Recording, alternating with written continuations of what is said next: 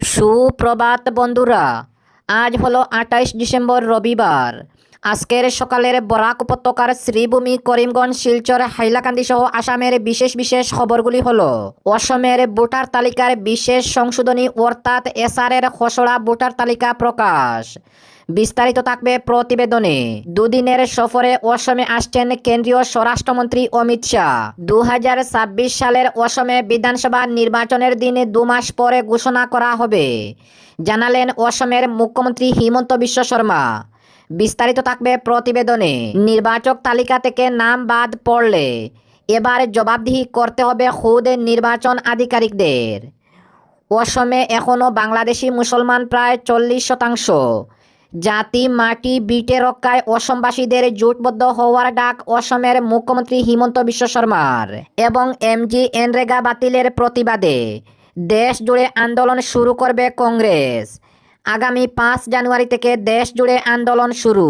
তাহলে বিস্তারিত খবরে যাওয়ার আগে অবশ্যই ভিডিওটিতে একটি লাইক দিয়ে চ্যানেলটি সাবস্ক্রাইব করে পাশের বেল আইকনটি বাজিয়ে রাখবেন এবং ফেসবুক পেজে দেখে থাকলে পেজটি ফলো করে ভিডিওটি শেয়ার করবেন, যাতে সঠিক খবরগুলি সবার কাছে পৌঁছাতে পারি। এবার শুনুন আজকের খবরের বিস্তারিত। প্রথম খবর, অসমের ভোটার তালিকার বিশেষ সংশোধনী অর্থাৎ এসআরের খসড়া ভোটার তালিকা প্রকাশ। বরাক উপত্যকা সহ রাজ্যের ভোটার তালিকার বিশেষ সংশোধনী অর্থাৎ এসআরের খসড়া গতকাল প্রকাশ করা হয়েছে। এই খসড়া ভোটার তালিকার ভিত্তিতে জনসাধারণ আগামী 22 জানুয়ারি পর্যন্ত দাবি ও আপত্তি দাখিল করতে পারবেন। দাবি ও আপত্তি নিষ্পত্তির জন্য 3, 4, 10 ও 11 জানুয়ারি বিশেষ শিবির অনুষ্ঠিত করা হবে।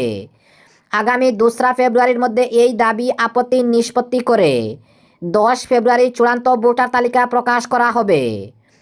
বরাক উপত্যকার 3 জেলায় গতকাল খসড়া ভোটার তালিকা প্রকাশ করা হয়েছে।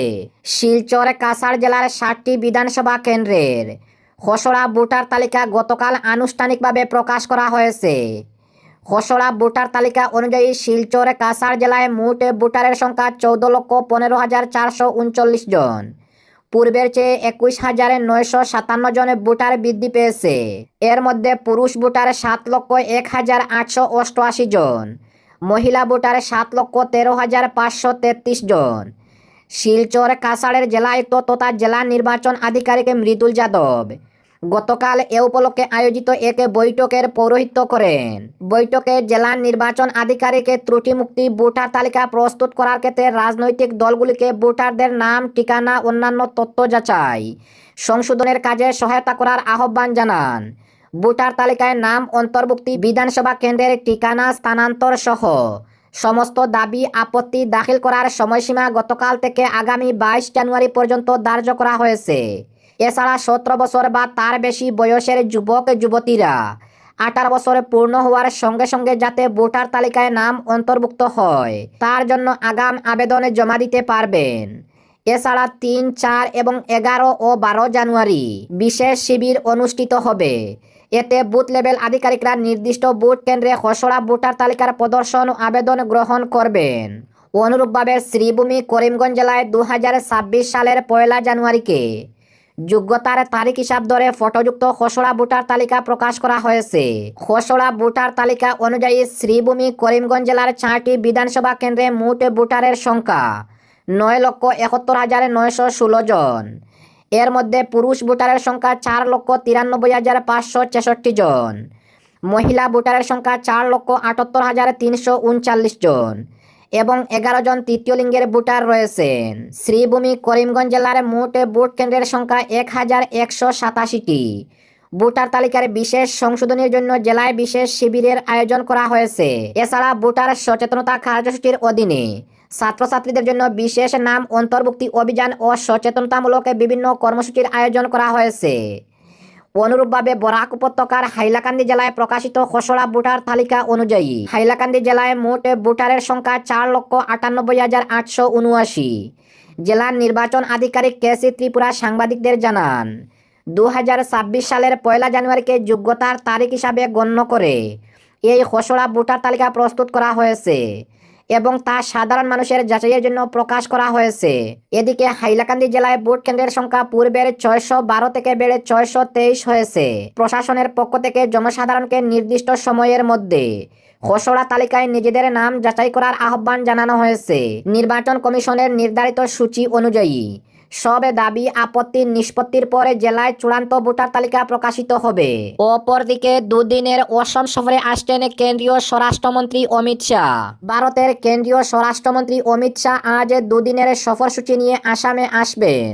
তার এই সফরকালে কেন্দ্রীয় মন্ত্রী বেশ কয়েকটি কর্মসূচিতে অংশগ্রহণ করবেন। তিনি আগামী সোমবার নোয়াগাঁও জেলার বটদ্রবায় আসাম সরকারের নতুন করে নির্মাণ করা ঐতিহাসিক বটদ্রবা প্রকল্পের উদ্বোধন করবেন। মহাপুরুষ শ্রীমন্ত শঙ্করদেবের জন্মস্থান বটদ্রবাকে কলা সংস্কৃতি ও আধ্যাত্মিকতার অন্যতম প্রাণকেন্দ্র হিসাবে গড়ে তোলা সহ পর্যটকদের আকর্ষণের কেন্দ্র করে তুলতে এই প্রকল্প গুরুত্বপূর্ণ ভূমিকা পালন করবে বলে আশা করা হয়েছে।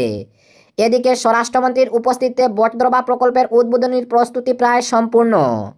জলসম্পদ মন্ত্রী পীযূষ হাজারিকা এবং নোয়াগাঁও জেলার আয়ুক্ত প্রকল্পটির চূড়ান্ত পর্যায়ের নির্মাণ কাজে পরিদর্শন করেন।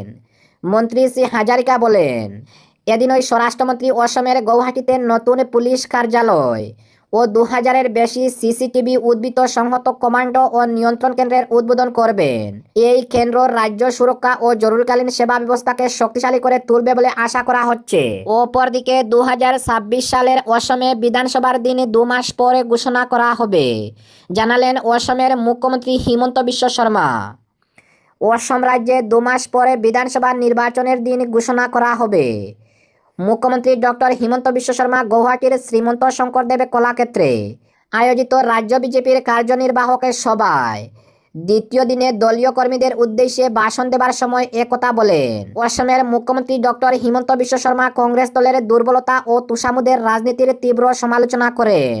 বিজেপির নেতৃত্বাধীন সরকার এ পর্যন্ত রাজ্যে 1,45,000-এর বেশি বিঘা জমিকে দখলমুক্ত করেছে বলে উল্লেখ করে অসমের মুখ্যমন্ত্রী বলেন, রাজ্যের উন্নয়নমূলক কাজের প্রসঙ্গে বলেন, কাজিরাঙ্গায় 32 কিলোমিটার দৈর্ঘ্যের উড়াল সেতু নির্মাণ করা হবে। এছাড়া বরাক উপত্যকার শিলচরে গৌহাটির মধ্যে 22,000 কোটি টাকা ব্যয় সাপেক্ষে এক্সপ্রেস হাইওয়ে নির্মাণের বিষয়ে মুখ্যমন্ত্রী জানান। অপরদিকে অসমে এখনো বাংলাদেশি মুসলমান প্রায় 40%। জাতি মাটি বীরকে রক্ষায় অসমবাসীকে জোটবদ্ধ হওয়ার ডাক অসমের মুখ্যমন্ত্রী হিমন্ত বিশ্ব শর্মার। বিকাশের পাশাপাশি এখনো অসমের অস্তিত্ব রক্ষা হবে বিজেপির মূল মন্ত্র। রাজ্যের সরকারি 1,45,327 বিঘা জমি বাংলাদেশি মুসলমানদের জবরদখল থেকে উদ্ধার। 60 দিনের মধ্যে ঘোষণা হবে 2026-এর বিধানসভা নির্বাচনের দিন। দলীয় কার্যকর্তাদের জোর কদমে ময়দানে নামার আহ্বান অসমের মুখ্যমন্ত্রী হিমন্ত বিশ্ব শর্মার। অসমে এখনো প্রায় 40% মুসলমান বাংলাদেশি বসবাস করেছেন।